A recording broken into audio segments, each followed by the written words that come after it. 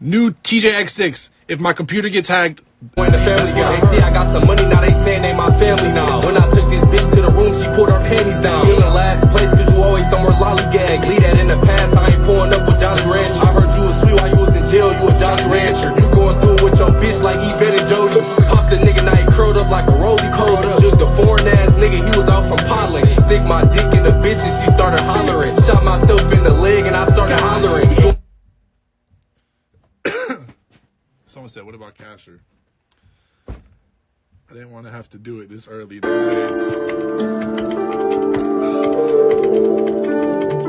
One time I walked into my studio and I had planned to have a session with TJ and he was already in my studio when I got here. Oh, get it! Niggas keep playing games, they must think we at a playground. I'm finna catch this little nigga slipping on 8 Mile. 30-round clip, so you know it hold a lot of bullets. And I just gotta be away from a college student. And I can barely feel her booty cause it's silicone. Put some Play-Doh in a box and told him it's an iPhone. My call disconnected cause he called me through a Blackberry. My plug just called and said he got some black cherry gelato. I can tell you a pussy ass nigga, I can see Put through a hole in the middle of his head, I can see through. You can pull up and get some beans like a drive-thru. I just slapped the fuck out of the cashier at the drive-thru. Got rid of this bitch cause she keep causing drama. My brother ass and that nigga told my mama. I just Boogie in the cave, huh? I think that's what we're doing. Is that what we're doing? Boogie's so good at rapping. You know why I never thought to put Boogie on the cave? Because me and Boogie haven't made a finished song yet. It's my guy. I see him every fucking couple months. I see him. I listen to new shit. Like, his whole team of people that I met through him, like, Dart, his main guy, and fucking every one of his producers, every one of his friends that I've met, like, they're all such good dudes, and I always stay in touch with them on social media, but I feel like a lot of guys I know are self-sufficient. That's how I feel about, like, Monty and Smino. It's like, I met those guys, and even after meeting them and being cool in person, I was like, okay, they really don't need help.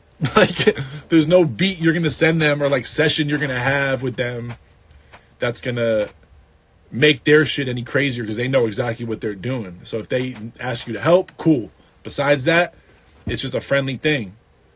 So literally, like, Boogie is someone I've always known, but he has such a close-knit team and they do all his projects so perfectly together that I was like, you know what I mean? Whenever he calls on me, he'll call on me. But other than that, I'm just a fan and a friend. And so when he said that shit about the cave the other day, I was like, wow, it's up. It's up. People don't realize, like, the reason we started a freestyle thing is because I'm a fan of those shows. My favorite thing to watch on YouTube is, like, Genius Deconstructed, or watch somebody freestyle, like, on a radio show, or even just like a Breakfast Club interview, or just like shit like that. Those are my favorite things to watch because I'm a stan of so many artists that I'm trying to just, like, get any content from these artists that they're putting out that's not just Instagram and Twitter and, like, their music videos. Like, so the whole, like, interview freestyle thing, I watch them all the time. I've watched Boogie freestyle a bunch of times, and every time been like, sent the link to 3 people, There's certain people who I look at all the time when I'm by myself on YouTube. I'm just like, oh, let me watch this person, blah, blah, blah. But it's weird because now I have a show now, and I don't think, like, oh, let me go get them. Let me go ask them for the cave. The people I ask to be on the show are, like, people I'm around a lot. So, like, when we started the first season of the show, I was really around Peggy and Rico and Freddie and Vince and all these people all the time when that show was filming. Just the way shit works. They all go on tour. Vince started a whole show.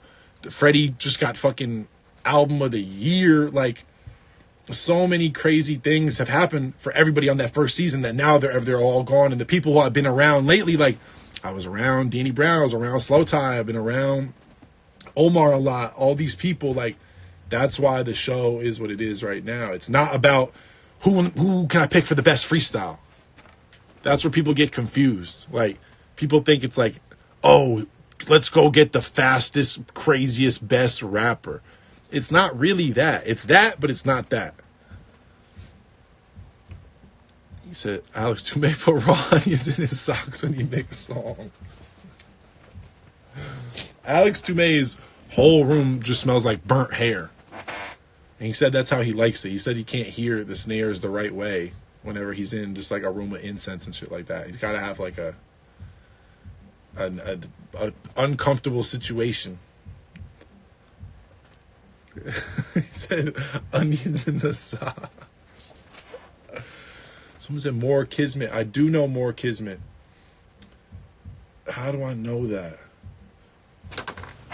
Why does that sound so familiar? He's like he's like a producer. He's like a 15-year-old producer who makes like super complicated, like Unreal shit, right? Isn't that who Moore is? That name sounds familiar.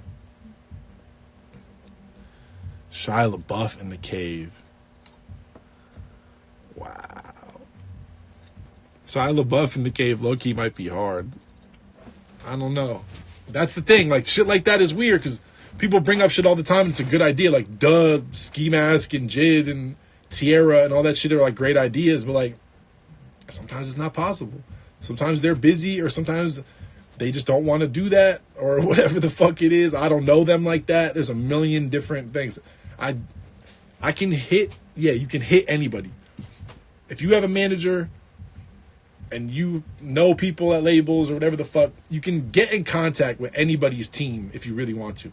But like for me, as someone who's working on music as my main thing, do I really want to go and tell my team, hey, can you go hit up this person I've never met before and tell them I want them to be on the show where we hang out?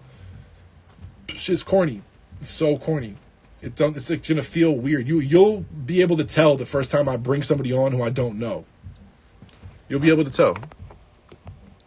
Quab, you said Mark Riboulet. Yeah, Mark's amazing. Mark and I went live on Instagram, actually. He's unreal.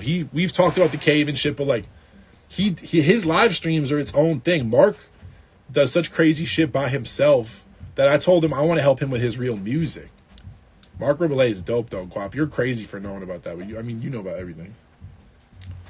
He's so fire. Mark Riboulet is so funny. I told y'all, I went live with him. I told y'all to follow him. Oh shit. I gotta run. Hold on, I'll be right back.